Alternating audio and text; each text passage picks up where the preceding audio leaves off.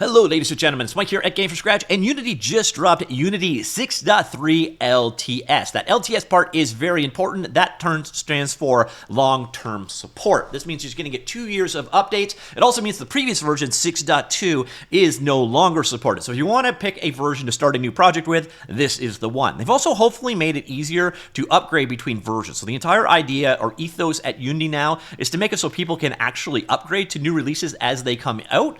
So theoretically, you should be able to move from 6.2 to 6.3 pretty seamlessly, which is a nice thing for them to focus on. So you're not stuck in a previous version. But this is, if you're going to create a new project, the version they recommend. So what you're seeing here in front of you, see this train being generated here? Well, this is actually being created using shader graph. A lot of updates to shader graph. Something I'm going to demonstrate here. There's also a lot of updates to 2D. And one other major new thing that they've done is they've actually created good release notes. So the last couple of releases of Unity just sort of came out. It was very hard to parse what was actually in them, but now there's great updates there. So we'll get back to the release note blog and details in just a second. First, I'm going to showcase two things using, this is technically 6.3 beta here.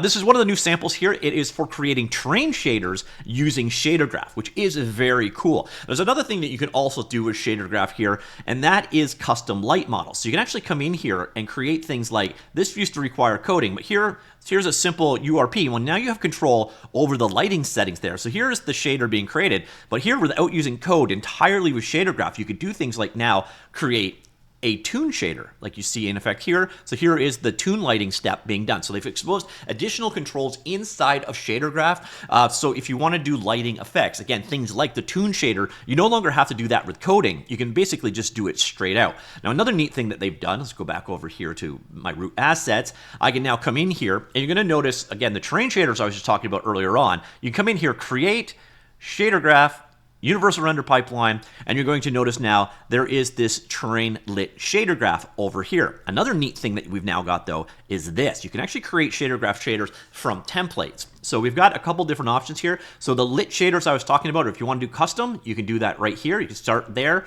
Custom lighting. So if you want to do a toon-based shader right there, you start with that template and go from there. Or again, if you want to create your own terrain shader, you basically just come on down here and go terrain, simple or standard 4-layer. So I'll do a simple one, and then I'll call that my terrain. And then boom, it creates a terrain shader for you. So you got this new template-based shader creation, a very cool new feature. All right, so that's kind of it for the very limited hands-on portion, because like I said, they've really upped their developer communications with the 6.3 release. So we're gonna jump in and take a look at what's new. Actually, I lied. There's one last thing I want to showcase. This is a little quality of life thing they added. You can actually now customize the main toolbar. So you notice over here, I can click on this little guy right here, and I can switch over to edit mode. And then I've got the ability to just basically move things wherever I want. So say if I wanted search to be over here, I just move it over there. Same way as if I don't want to have this new AI button, which I think I already got rid of, or say this cloud button, I just boom, get rid of it. And if you like to make these changes, by the way, go ahead and click out edit mode and it'll change it. If you want to search back to where you were, come on back to presets, go to Unity default, and then continue those savings, and boom, you are back to where you were. Once again, say you don't want the AI there, boom, you can get rid of it. So you got the ability to totally customize the top level here. You can't add new, but you can move things around and get rid of things that you don't want.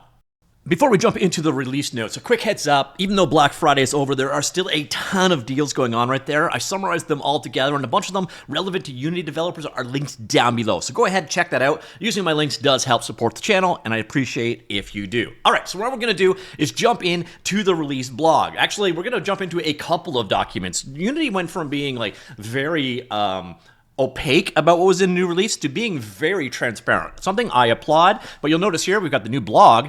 We also have this guy right here, the what's new documentation, and we also have the release notes in much more detail. Now, we're not going to get into the release notes, very dry, though you want to find out if something's breaking, this is where you're going to want to check things out. But we're going to start off here. This is an overview of the new features in 6.3. And by the way, I hope Unity keep this up with each new release, 6.4, 6.5, and so on. It is very nice seeing all of the things that changed in one place. So as I mentioned earlier on, this is an LTS version, meaning that it will get 2 years worth of support. It also means that 6.2 update release is no longer supported, but they have aimed at making things easier on you. So if you want to upgrade, you theoretically can move between the various different versions of Unity 6, not the versions before that, but you should be able to move as smoothly as possible between those versions. I don't know if that's going to be true in reality, but they worked with a number of people, as we will see in just a second, to actually test these things out. So what do we got new in 6.3? I'm going to show you some of the highlights from the blog and then from the other document. And one of the big things here is the platform toolkit. So this is a bunch of common APIs, etc., things that you need to do, things like account management, saving data, controller ownership, achievements, and so on across various different platforms. You can add in new platforms, and then they just work. So you got like Android, iOS, Windows, Steam, the GDK, Xbox, Switch, and PlayStation, and the Switch 2 as well, though that one is, I believe, in the works.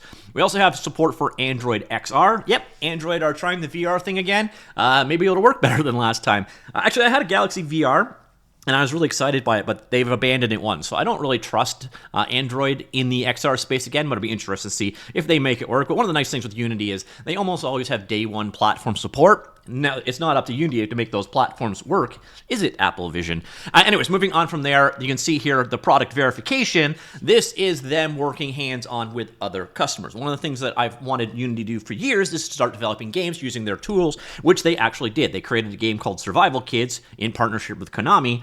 And then on top of that, they've worked with a number of different studios like V-Rising, Phasmophobia, Den of Wolves, etc., and moved these people up to Unity 6.3 to see what the pain points are, make sure things work, and so on. Also, some new tooling, such as the new Sprite Atlas Analyzer, came out of those collaborations. So working directly with studios is very nice. Now, one of the things that is really silly here is they actually call this division in-house Unity Studio, which I makes sense. But at the same time, they just launched Unity Lite and then renamed it as Unity Studio, which that's a little confusing. Anyways, moving on. Asset bundles, improvements there.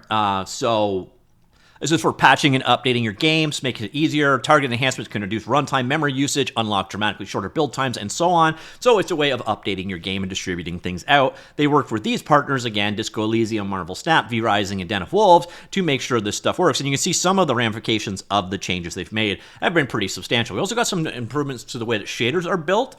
So shader compilation time can be drastically reduced using the new shader build settings there. We also have a new thing called Unity Core Standards. Now, this is going to give you the ability to treat all assets like they came from the asset store. It's a way of like authenticating third parties and SDKs so that they adhere to the standards. It's not really, I guess it is a software implementation, but it's also like a process there. Also, a number of improvements on render graph, and we'll get to some of those on the other the other document here, but also optimized light map memory usage, DirectX 12 memory usage, improved batching for the renderers, improved post-processing on mobile and untethered XR. We also have 2D animation improvements. So they mentioned earlier on there is that new tool for analyzing and optimizing your sprite performance. And then we've got improvements through multi-threaded, cache-deformed sprites, optimized single-bone mesh deformations, reduced bone data redundancy, the elimination of unnecessary post-deformations with a refactored IK system, graphics device filtering, so you can configure the optimal API and threading model on a per-device basis, improvements to their ray tracing. This one is neat. So you're actually going to, with shader graph here, a couple of new things. So you got customized lighting, so you can actually customize the lighting pass.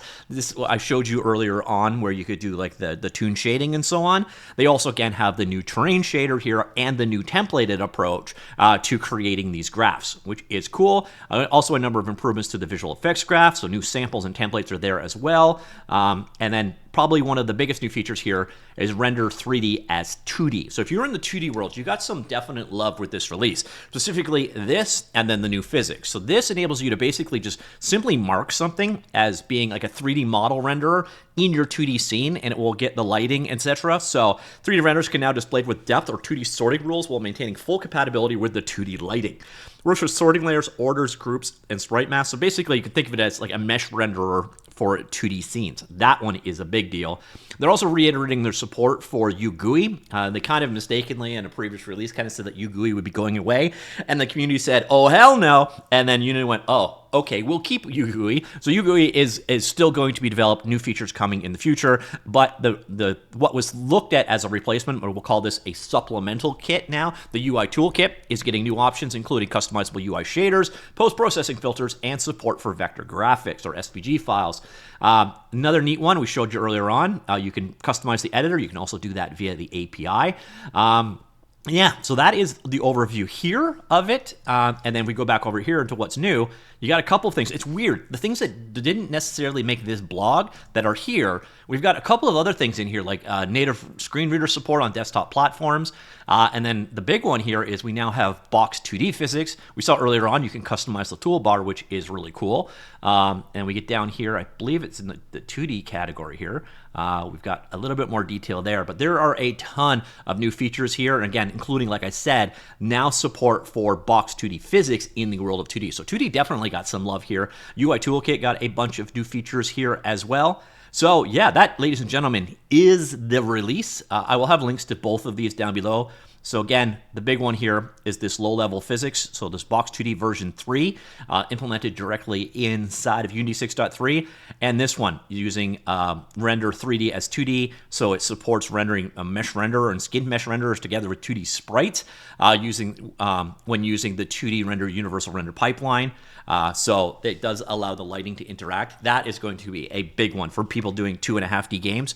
That is one of the bigger updates here. But there are definitely a number of features here. One of the things that you're going to see permeates all of this, including the fact that this document exists in the first place and explains everything that's available, is they seem to be more about getting people to actually be able to use these releases. So a lot of people used to be locked with a particular version for a very long time. They are now mindful of people actually working in production environments. That's why, again, you have outreach to these various different companies that you saw here, like these guys right here, and then others, to make sure that real-world people can actually upgrade to these versions. So if you've got a project on the go, a 6.2 project, for example, are you going to upgrade to the 6.3 version? And I'd be curious to hear how it went for you. Do let me know in the comments down below. So, ladies and gentlemen, that is Unity 6.3. Again, if you're working on 2D, that 3D as 2D and new box 2D physics, I think those are definitely big. And again, I like the custom lighting control in the shader graph and the new ability to create terrain shaders and the templated driving. But what do you think of this particular release? Let me know in the comments down below. I'll talk to you all later. Goodbye.